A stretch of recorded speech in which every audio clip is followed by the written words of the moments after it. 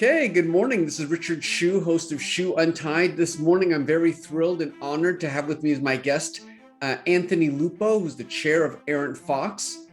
Anthony, welcome to the program. I appreciate it. Thanks for inviting me. Well, Anthony, you've obviously, it's already been announced, but I understand you're going to soon be merging with Schiff Hardin. Tell me a little bit about that and what the genesis and reasons for that merger was. Yeah, as of March 1st, we will be Arent Fox Schiff. Exciting. It was a long dance, to be honest, and over COVID, and I think it's probably the largest merger in the last couple of years of law firms, not acquisition.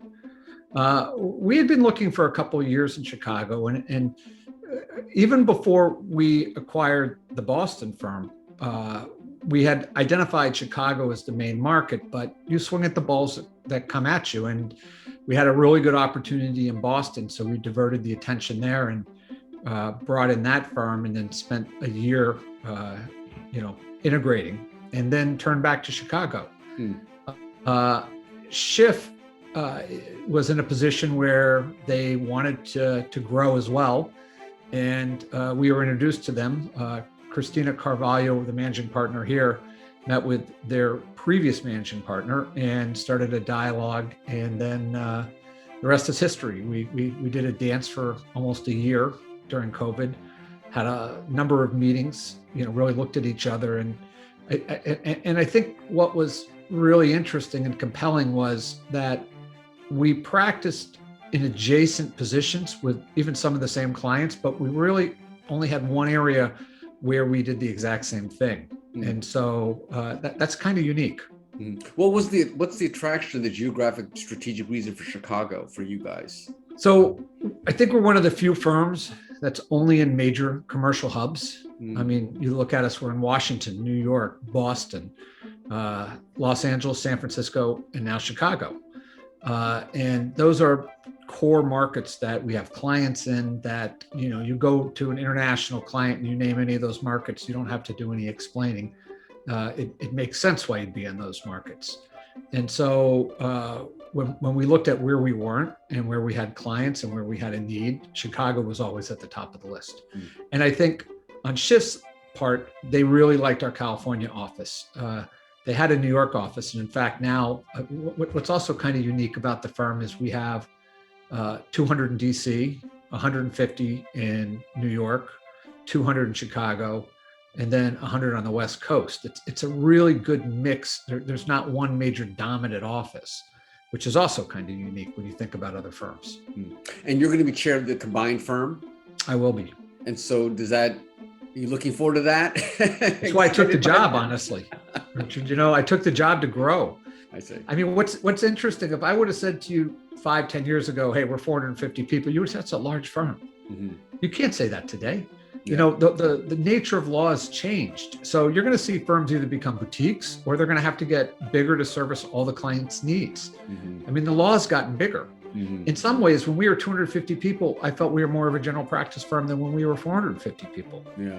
So things have become more, look, we're talking about the metaverse. You and I had a conversation about that years ago. That would have, no firm would have been able to. Well, I was just going to say, if you're going to talk about expanding the firm, let's talk about expanding into the metaverse. So tell me about that. I saw the article you guys actually, so tell me, you purchased real estate in the metaverse, or you bought an office in the metaverse? Tell me about that. We bought a parcel in the metaverse to build an office. Yeah. So, a lot of our clients are in the entertainment space, in the fashion space. They're IP holders, or a lot of restaurants and brands and the like. And so these are types of clients that, usually are willing to take risks and go to the B2C market quite a bit. And so we had a lot of work coming through the metaverse space. But then PwC approached and they wanted to buy a plot of land there. And once I started to see some of the financial companies, I was like, okay, something's going on here. This is a shift from a mere entertainment play to really a commerce play. And so I immediately, that day, had a talk with the managing partner and said, we need to buy like tomorrow. We need to be the first major law firm and it was an easy discussion though, because you might not know this, but Arent Fox was really one of the first law firms on the internet in the first place, and certainly the first firm to offer legal services. Blue Rose, who headed up at the time the advertising group, really put us on the map at that time. And so we have a history, and it's sort of in our DNA to take these kinds of risks. And our clients are there. So it made perfect sense. And boy, did it get a splash. Yeah. Honestly, an American Lawyer told me it accounted for 25% of their viewership. You're looking at when that article went out. Can you talk about what how much space, how much parcel, how much land did you buy in the metaverse? So is it public how much you paid for it or anything? Yeah. Like that? So let's talk about what the metaverse is for your users, because it's going to be a little confusing. Okay. There is not one metaverse, right? And so there are different platforms. This is like the early days before there was HTML, and so different platforms were talking to each other. Yes. And so you have like PwC bought in the Sandbox, and we ended up buying a decentralized land. And the reason we bought there is because a lot of our entertainment and fashion clients were buying there. But like the name goes, it's decentralized. You could open up next to a pizza store or an Atari store or an adult store. I mean, there's no way of telling, and it's not controlled, it's not zoned. And the pricing is the only equalizer there to sort of keep people out. Mm-hmm. So we tried to buy on a major road where people were walking that was in the fashion retail district, near many of our clients. And that was the goal in Decentraland. But you have other clients like PwC, like I said, Sandbox. On the other hand, JP Morgan ended up buying in the crypto area, which is real close to the adult area in Decentraland. So you never know what you're going to get.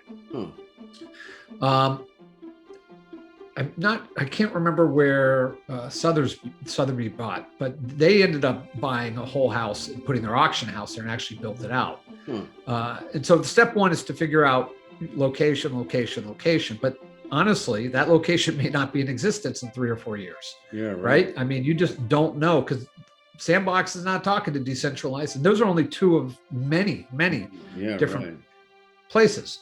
So when most of your users think about the metaverse, they probably are thinking about Fortnite and Roblox and the games and stuff, right? Because that's 80% of it, 90% of it right now. And and it makes sense. We represent Lacoste. Lacoste wants to license its product to Fortnite.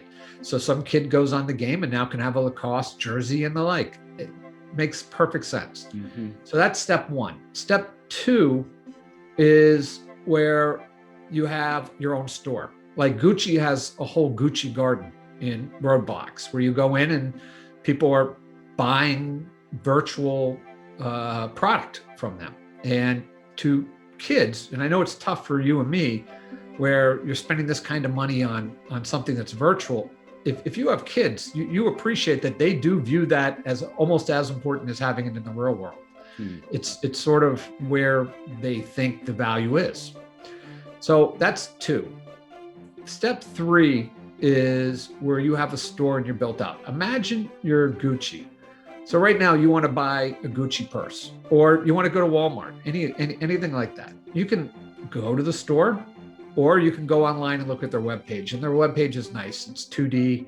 Maybe there's a video or a movie in there, and you're looking at purses or shoes or pants. You can pick and you can see it from different angles or whatever. That's the most you can do. What we're talking about is you go in the virtual store. You're walking in and it looks like you're walking in the store that you were at, like you walked in the Gucci store or a Walmart store, and it has that feel. And you have the goggles on, but you could be being served by a celebrity that is doing a deal with you in their avatar form, or it could be a giraffe. I mean, you have the whole spectrum where you could have that store experience in a way that you could never have in the real world. And you certainly can't have on the internet. So that's going to be the next stage, which really some companies are already at. I think JP Morgan, when you went in their store, had a tiger walking around, and they decided to be in the crypto area. So you're going to have probably in the next 5 years, if you're a business, you're going to have to make the decision if you want to do that. I equate it back to, we all had clients that were just starting when the internet hit, and they had to make a decision. Do they want to jump in? Many of them said, we're going to wait and watch. We don't know what this e-commerce thing is. we get almost all of our revenue, and probably all of their revenue at that time, from brick and mortar. And then the early adopters got a real head start and a jump on this, and they started to make real money on the e-com space. And many times people were 5 years behind before they figured it out. So that's the moment we are now. So that all sounds good for retail, but tell me, how does that apply to a law firm? Like, why are you there? Yeah, that's a great question. So the metaverse isn't just for selling. There was a bank, and I got to remember the name of this, that had bought in early. And then when COVID hit, they didn't know what to do with the space. And they ended up using it as a conference room. And so people from around the world would go in and they'd have their meetings there. And what was amazing is, remember, it's based on blockchain. So all the documents were incredibly secure, more secure than probably on your own server in some ways. So think about it that way. Think about it. We could have a virtual meeting instead of on Zoom. You and I could be talking in our office or in your office and filming it and the like. So there's really no difference, except that it's much more of a 3D experience. You'd be in my room here. I would be in your room. We'd be like in the same spot. So it would change the whole perspective instead of it being a 2D flat presentation. So think of it not just from a sales standpoint. Think of it as a virtual experience where you're able to come in and have meetings. Well, since you purchased this plot, have you done anything like that? Has anything happened so far? Anything? No, that's step 2. We wanted to get in. We wanted to get in early. We wanted to be an early adopter. And boy, like I said, the press was.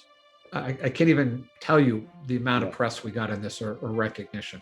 Yeah, I can imagine. That's interesting. But also, I'll be really honest. If it fails, it fails. I mean, we're taking the risk like our clients are taking the risk. There's some law firms that this is not the type of risk they want to take. Arent Fox Schiff, this is sort of in our DNA. Tell me about the artwork that's in your background. I'm very intrigued by the artwork there. So, So on Mondays, I work from my house. On the rest of the week, I'm in the office, but maybe I'll be in the virtual metaverse office at some point too. But right now, during COVID, I had a lot of time to paint, and I live in an old brownstone in an area of town that doesn't have a lot of space, as you can imagine. And so this is my office, my painting studio, and my workout room. And so when I'm, especially during COVID, when I wasn't working, I could turn around and work on some paintings. Very nice. Well, how long have you been doing paintings? It looks like not that long, probably 10 years. But during COVID, I probably put out 41 paintings. I think that was the number. Interesting. And a couple of them were okay. A lot of them were not. So do you have any, now that you're going to be a new firm starting tomorrow, do you have any sort of immediate plans, what you're going to do in terms of what you're going to do? Or? Yeah, so we didn't wait to hit the ground. So once we sort of came up with this decision and got the vote, which was about 3 or 4 months ago, we immediately set up task force. I came up with a 180-day plan with managing partner Schiff and managing partner of Arent Fox. We met with the ECs, joint ECs. We got buy-in on that, and we started to push forward. Most of that plan is a revenue-based plan. So we've had over 41 matters referred back and forth in that time, and we haven't even merged yet. I mean, the merger is happening tomorrow. Right. And so we really wanted to get ahead. As you know, Arent Fox has a very different approach to the law than many other firms do. We attack industries. We try to own the industry soup to nuts. So if you're a real estate lawyer, you still do real estate law, but we would look at your clients and try to say, what type of clients are they? Oh, they're cannabis. You're in the cannabis industry group. And then we would educate that real estate lawyer that has cannabis clients on the 360 related to cannabis, issues, regulatory to L&E to international trade, so that that person would now be a cannabis lawyer and could pitch all aspects to their client. And so Schiff brought us a couple of industries that we had been incubating, but we just didn't have the expertise. So we brought a clean energy. That's a new one for us. They have a very strong clean energy, and they have one of the strongest private clients industries in the country. So high net worth individuals and the like, where we're soup to nuts. You're acting as their general counsel in some ways. And so that was a nice addition. And we've really worked on these industry groups to make sure that they're co-populated, and we've updated the business plans for each and the like. Well, Anthony, I really appreciate your taking this time. It's exciting, and I appreciate you taking the time, especially since the merger's effective tomorrow. But I'd love to check in with you in a little bit and see how the merger's going and also how life is in the metaverse. Perfect. Thanks, Richard. You're welcome to the Metaverse office anytime. This is Richard Hsu, Anthony Lupo. Thanks. Ciao.